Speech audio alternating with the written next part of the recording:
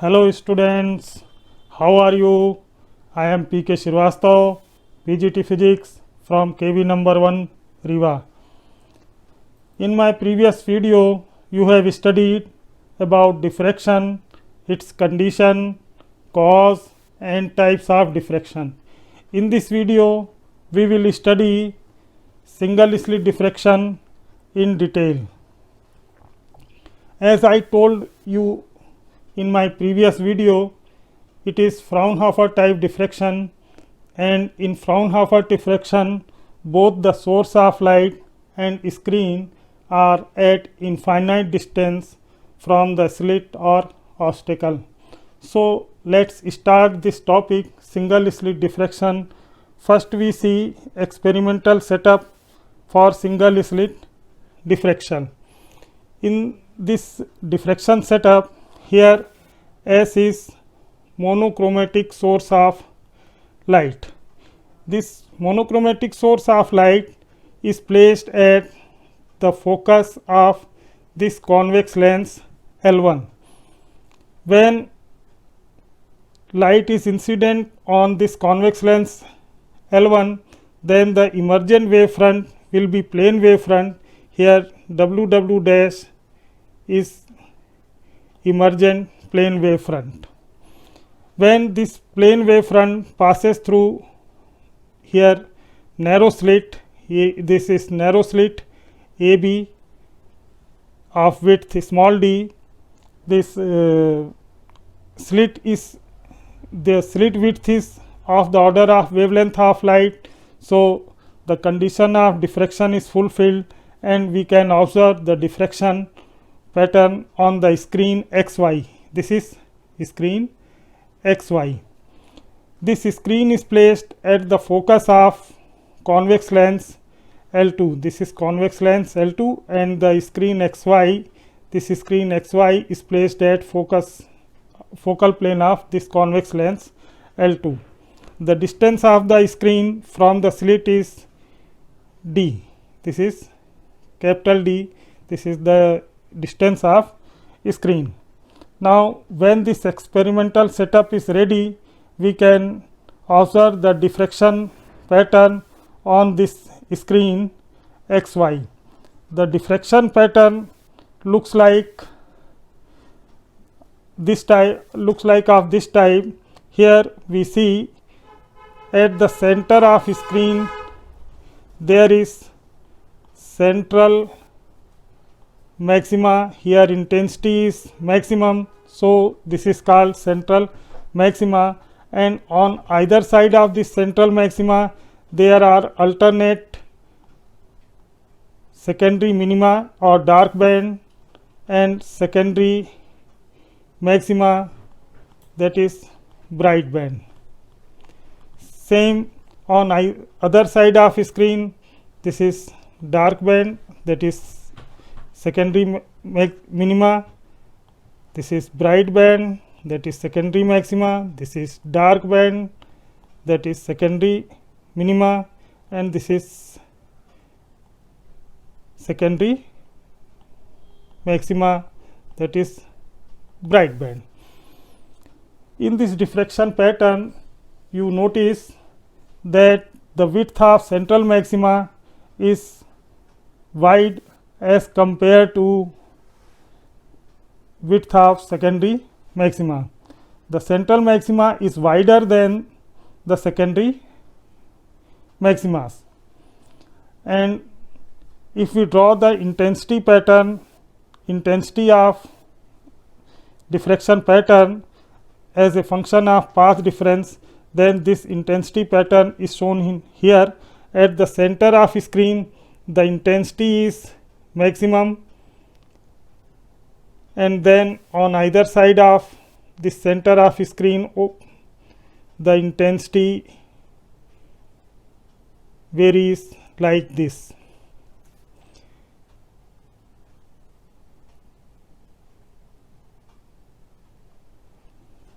Here at point lambda, 2 lambda, 3 lambda, the intensity is minimum. These are called the position of secondary minima. These are the position of secondary minima. This is first, secondary minima, this is secondary minima, and this is third secondary minima, and in between first secondary minima and second secondary minima the intensity is again high, and this is called first secondary maxima, and this is called second secondary maxima. Likewise here this is known as first secondary minima, this is second secondary minima, this is first secondary maxima, and this is second secondary maxima. Now students, we try to know about the reason why we get central maxima and when where we get the secondary minima or secondary maxima. So let us try one by one. At first we see for central maxima.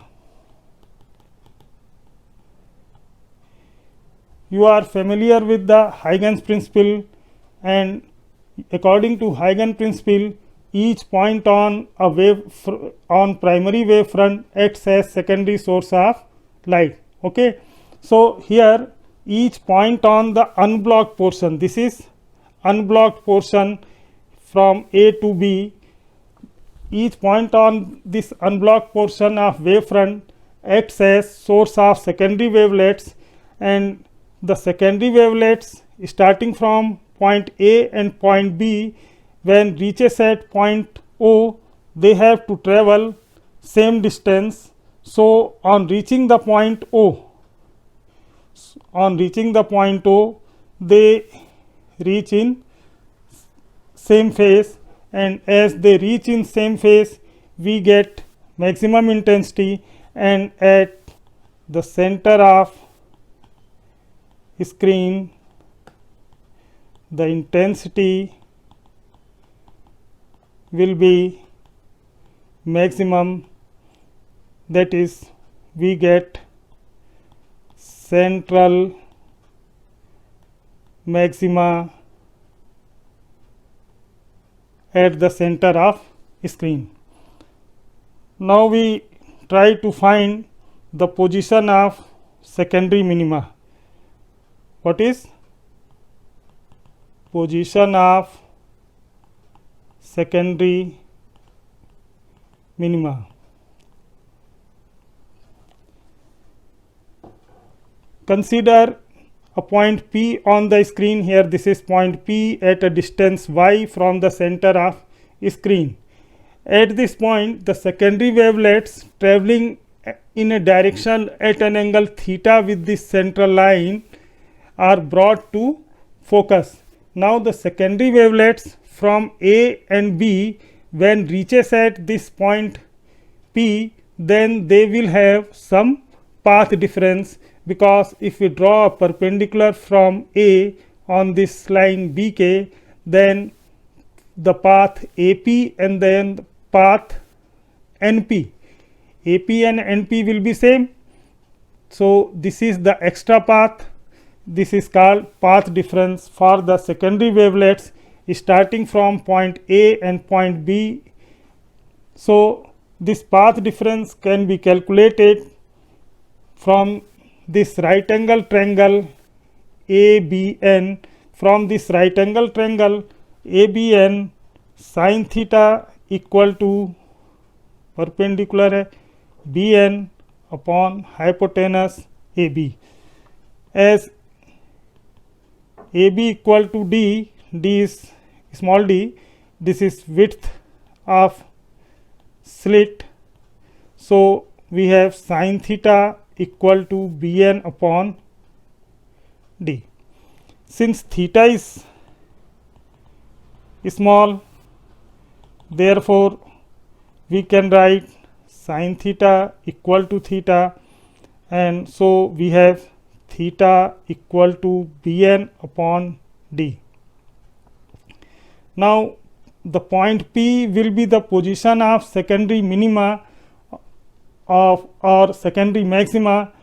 It will depend on the path difference Bn. Path difference Bn is the deciding factor for secondary maxima or secondary minima. First we see if Bn equal to lambda.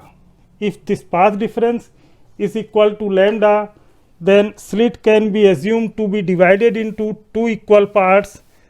This is part AC and this is part CB. These are the two equal parts. When secondary wavelets from corresponding points of these two parts reaches end point P, then they will have path difference lambda by 2, because this is lambda, so this will be lambda by 2. For the pairs, you can see for the pair 0 and 6, 1 and 7, similarly 2 and 8, 3 and 9. Here these points are shown. You can see here for the points 0 and 6, the path difference will be lambda by 2. For the point 1 and 7, the path difference will be lambda by 2. For the path difference 2, for the points 2 and 8, path difference will be lambda by 2, and so on. So when secondary wavelets from these pairs reaches at point P, then they will have path difference lambda by 2, and they will give rise to minimum intensity, that is for first secondary minima theta 1 equal to lambda upon d. Okay, here Bn equal to lambda, so we have written, I have written lambda in place of Bn. So for first secondary minima, this is the angular position theta 1 equal to lambda by d. Now we see what happen when Bn equal to 2 lambda. If Bn equal to 2 lambda, then in this case slit can be divided into 4 equal parts. This is first part, this is second part, this is third part, this is fourth part. When secondary wavelets from corresponding points of two adjacent parts, these parts and these parts reaches at point P, then they will have path difference lambda by 2. For here in this figure you see for the pair 0 and 3, for the pair 1 and 4, for the pair 2 and 5, similarly for the pair 6 and 9, 7 and 10, the secondary wavelets reaching at point P will have path difference lambda by 2. Again they will give rise to minimum intensity. So we get second secondary minima, that is for second secondary minima theta 2 equal to 2 lambda by d. This is the angular position of second secondary minima. In general, for nth order secondary minima, we can write theta n equal to n lambda by small d. This is the angular position of nth order secondary minima. Now if Bn equal to if Bn equal to 3 by 2 lambda, then what will happen? In this case we can assume the slit to be divided into three equal parts. These are these three equal parts. When secondary wavelets from corresponding points of these three corresponding point of any two adjacent part, like 0 and 4, here 0 and 4, next one is 1 and 5, 2 and 7. The secondary wavelets reaching at point P here will have path difference lambda by 2, and they will give rise to minimum intensity.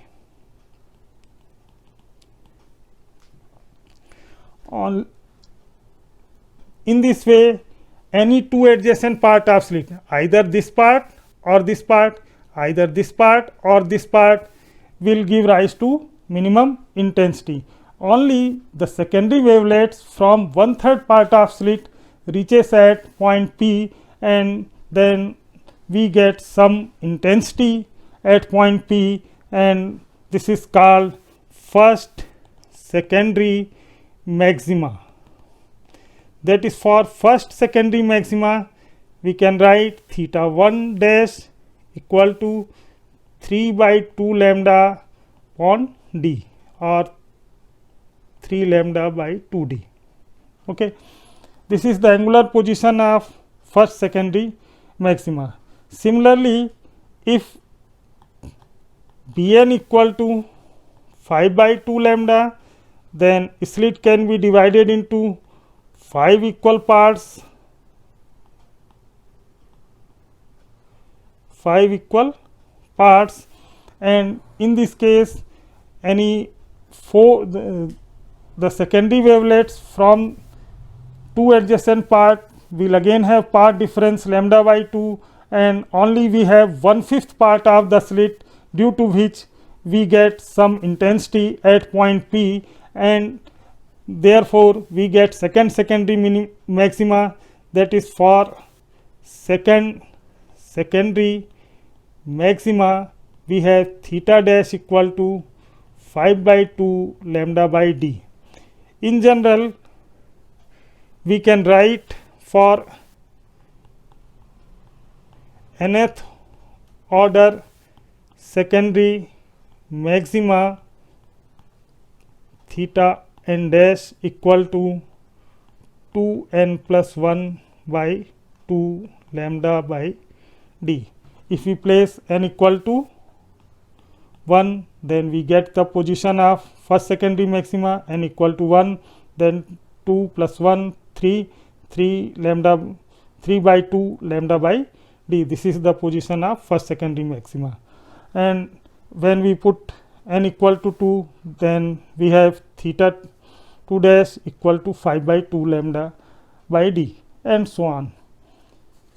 In this way, we can find the position of secondary maxima and secondary minima. Now we try to find the width of central maxima. Width of central maxima, let it be denoted by beta. In the intensity pattern, you have seen this is the position of central maxima, and this is first secondary minima, and here this is first secondary minima. First secondary minima, it is also first secondary minima. So the width of central maxima is the distance between first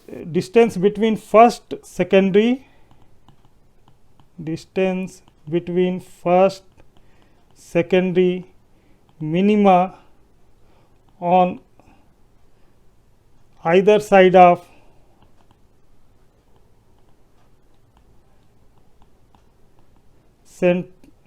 central maxima.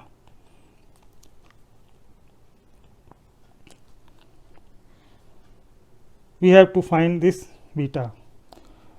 we know that theta 1 equal to lambda by d. This is angular position of first secondary minima, and since theta 1 is a small angle, theta 1 is a small angle, so we can write theta 1 is approximately equal to tan theta 1, and we know that tan theta 1 equal to OP upon CO. From here you can see what is tan theta. Here this is theta, this angle is theta, this angle is this distance is y, and this base CO equal to d. So I have written tan theta 1 equal to OP upon CO. Now OP is y1 for first secondary minima and CO is equal to d. From these two expression we have y1 upon d equal to lambda by d, or y1 equal to lambda capital D by d. Now the width of central maxima is equal to 2y1. Here this is linear distance y1, this is linear distance y1, so width of central maxima is 2y1. Therefore beta equal to 2 lambda capital D by d. This is the expression for width of central maxima. We can also find the width of secondary maxima and secondary minima.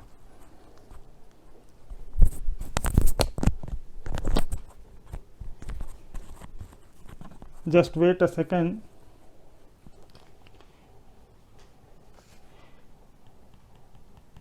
Width of secondary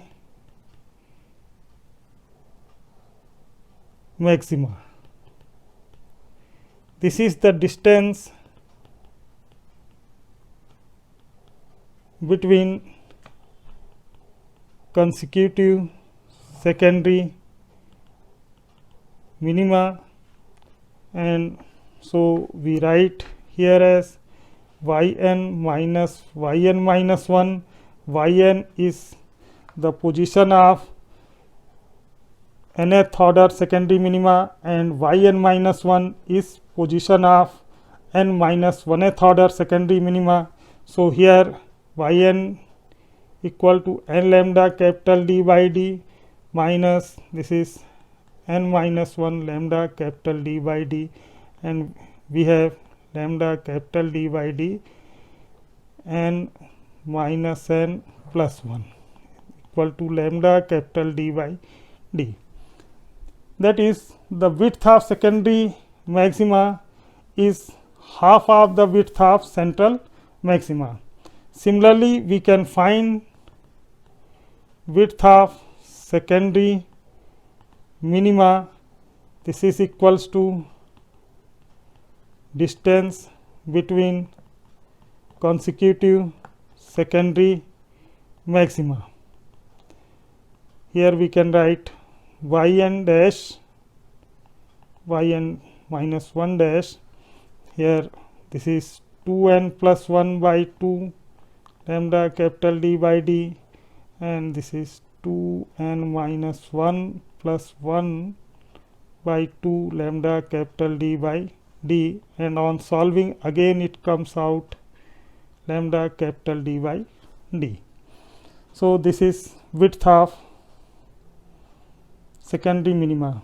That is, width of secondary minima or secondary maxima is half of the width of central maxima. As I told earlier, the width of central maxima is greater, or we can say twice of the width of secondary maxima or secondary minima. Here This is all about single slit diffraction. In last, we can recall some formulae like width of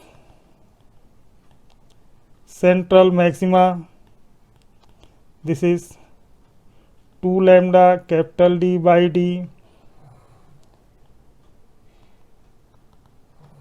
width of secondary maxima or secondary minima equal to lambda capital D by D. And also here one thing is important, the width of central maxima is directly proportional to wavelength of light, it is directly proportional to distance of screen from the slit, and but it is inversely proportional to width of the slit. So many questions are asked from this expression, conceptual question. Suppose if blue light is replaced by red light, then what will happen to width of central maxima? From here we can see the wavelength of red light is greater than the wavelength of blue light. So in case of red light, we get wider central maxima. Another type of question, if we move away the screen from the plane from the slit, then what will happen? Then it's easy, the width of central maxima increases. If the size of slit is reduced, then the width of central maxima increases. These type of questions are asked in CBSE examination. And one thing is also important, that the angular position is independent of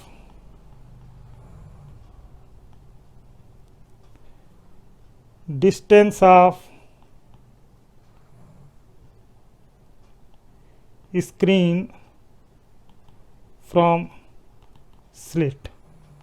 This angular position, whether it is angular position of central maxima or angular position of angular width of central maxima or angular position of first secondary minima or second secondary minima, these are independent of the distance of screen. It is because, suppose this is angular position theta, we place screen here and then screen is moved away, then angle will remain same. So angular position is independent of the distance of screen. In last, there is home assignment for you, a simple numerical. The light of wavelength 600 nanometer is incident normally on a slit of width 3 mm. Calculate the linear width of central maxima on a screen kept 3 meter away from the slit. This is question first. Question second, what will happen to diffraction pattern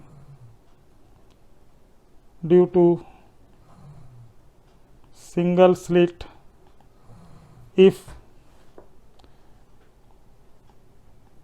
monochromatic source is replaced by white light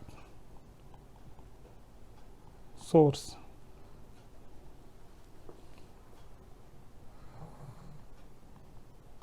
Then question number 3,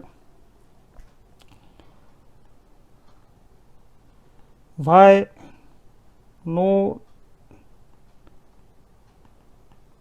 diffraction is observed if width of single slit, that is D, is first है too large, second है too small. So this is all about the single slit diffraction. I hope you enjoyed this video, you learned from this video, and okay, thank you. We will meet again in my next video, which will include Fresnel distance, resolving power, concept of resolving power of optical instrument, etc. Thank you.